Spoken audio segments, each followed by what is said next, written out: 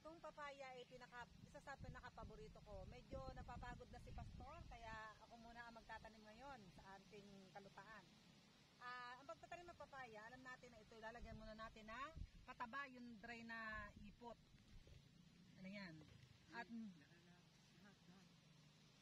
lagyan natin ng ipot para mataba na ang intimano siya. Pero pagkatapos niya, lalagyan pa rin natin ng lupa. Yan. Tingnan natin ito. Para yung ugat ng papaya ay hindi direkta. Ito yan yung malamig na ipot na matagal ang stock yan. Kung kayo maggagawa ng mainit.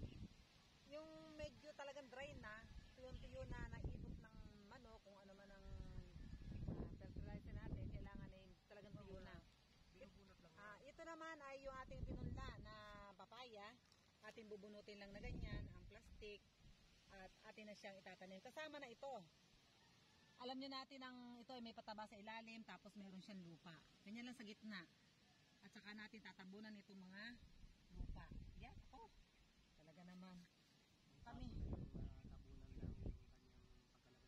Yan. Yun lang, nasa plastic lang niya. Yung tatabunan natin. Huwag naman masyadong mabubunggo yung puno. Ayan ang halaman na nabubunggo siya. Kaya dito lang siya sa gilid na yan. At tayo, ilan niya ating tatanim? Nasaan pa?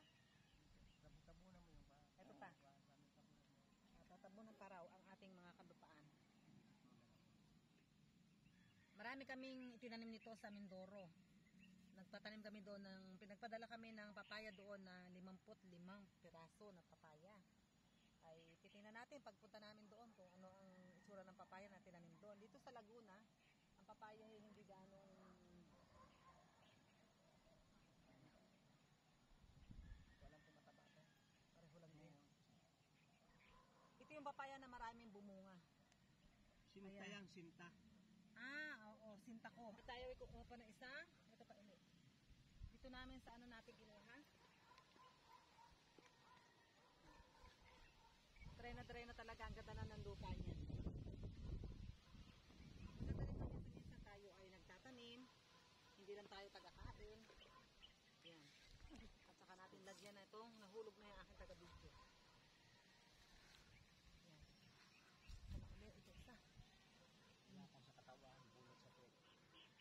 Ito lang po, dahil hawakan ng ganyan. At talagang buong buo.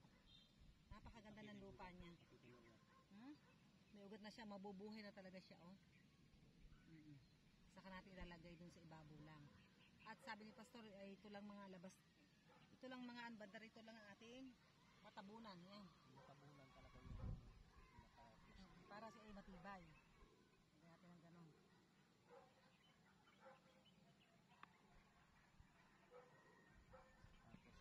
tapos bubog ang palibot. Pa ba? Lagay mo lang palibot Lagyan natin, total dry naman na ito, ay hindi na siya mamamatay kasi malamig na tong fertilizer natin. Nasa bandang paikot lang. Yan. Medyo natatakot akong ilagay sa ano, dito lang sa paikot. Yan lang, at titingnan natin ang ating papaya sa mga ilang araw.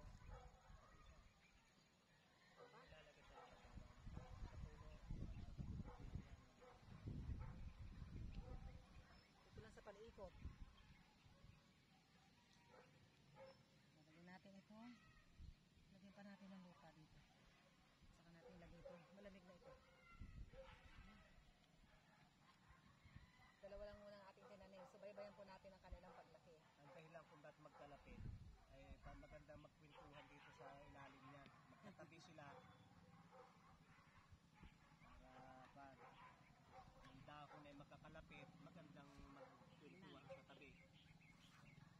Medyo isang sandipa. Isang metro ang layo. Dumalaw ako sa aking papayahan na tinanim natin noon na dalawa. Ayan siya, oh. Magkagandahan nito, napaka tumabataba yung kanyang puno. At halos siya ay hanggang baywang ko lamang itong papaya at namumulaklak na siya. Ating susubaybayan ito dahil ito yung aking tinanim noon na papaya na dalawa, na ito yung dati niyang, ito yung mas nauna ito, pero mas maliit siya.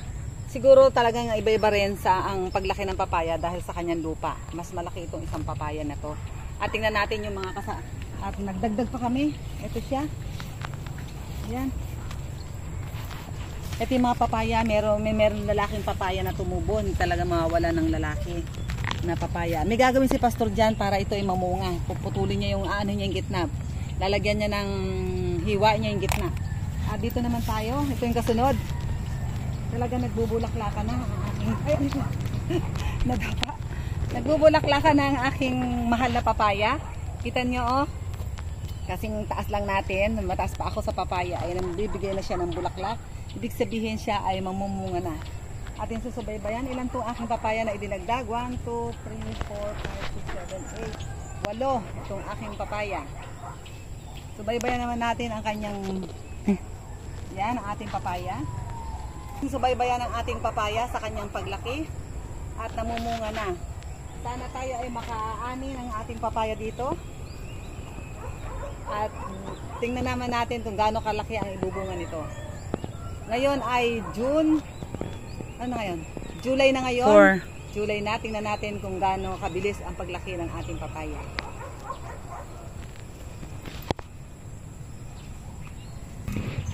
Buko na itong ating papaya. Oh. May bulaklak siya. At ito naman yung mga buko niya. Yan ang magsisilbing bunga. Pataas hanggang dito yung papaya. Kahit sa hanggang baywang lamang ay binagbibigay na ng bulaklak. At malapit na siyang mamunga na marami. Ay, ano di at? Dito, sambo. Ay, kumukuha na.